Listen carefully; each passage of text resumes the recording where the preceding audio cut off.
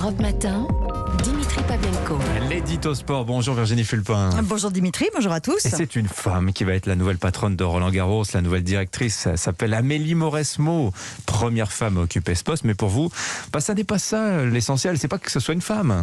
Oui, je vous imagine, vous qui nous écoutez chez vous, en voiture ou sur votre smartphone, en train de vous dire ça y est. Elle va encore nous dire que c'est génial qu'une femme soit nommée à de hautes responsabilités, comme d'habitude. Eh bien, pas du tout. Oui, je trouve que c'est une excellente nouvelle, mais avant tout parce qu'Amélie Mauresmo est le meilleur choix possible, pas parce que c'est une femme. Vous en connaissez beaucoup, vous, des gens qui font l'unanimité absolue. Amélie vous, Mauresmo, par exemple. oui, bien sûr. Amélie Mauresmo, elle fait partie de ces spécimens très rares, respectés et admirés dans le monde du tennis, et aussi une des personnalités préférées des Français depuis de longues années. Alors, la voir à la tête de Roland-Garros, oui, c'est réjouissant pour une fois qu'on peut tous être d'accord. Elle a tout fait dans le tennis. Roland-Garros, c'est d'abord cette terre battue qui l'a fait rêver enfant. Elle a gagné Roland-Garros ou pas? Non, elle n'a pas gagné Roland-Garros.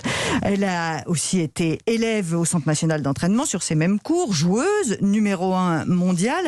Elle a gagné Wimbledon et l'Open d'Australie en Grand Chelem, victorieuse donc de 2 tournois du Grand Chelem, coach à succès, capitaine de Fed Cup, n'en jetez plus, qui peut en dire autant.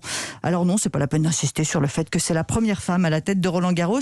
Ce qui compte, c'est son CV en or massif, ses compétences, sa personnalité.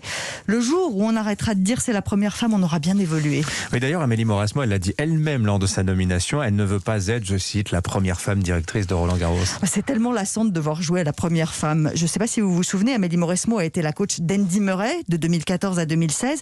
Ça avait surpris tout le monde. L'Écossais a souvent raconté qu'il avait reçu des tas de messages à l'époque où on lui demandait ce qu'il lui prenait de s'entraîner avec une femme. Et Andy Murray répondait qu'il avait choisi une coach qui avait gagné des grands chelems et qui avait une approche du travail qui lui plaisait, pas une femme. Allez, next. Merci Andy, je crois qu'il a tout dit, comme souvent d'ailleurs. Aujourd'hui, Amélie Mauresmo va découvrir un autre aspect du tennis, plus éloigné des cours. Et ce qui compte, c'est son approche du tournoi, ses objectifs. Elle a dit qu'elle voulait en faire le grand chelem chouchou des joueurs. Son aura internationale va forcément avoir une influence sur l'avenir de Roland-Garros. Comme tout nouveau défi, ce sera sans doute pas facile tous les jours, mais pas parce que c'est une femme, juste parce que c'est nouveau. On peut passer à autre chose ? Voilà, c'est fait. Je crois que c'est clair. Merci Virginie Fulpin.